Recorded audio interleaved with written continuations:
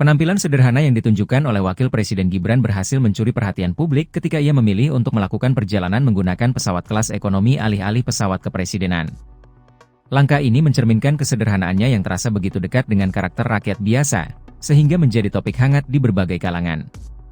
Aksi tersebut tidak hanya menarik sorotan di masyarakat, tetapi juga memicu pembicaraan luas di media sosial, terutama di platform TikTok, di mana banyak yang memberikan tanggapan positif atas pendekatan rendah hatinya.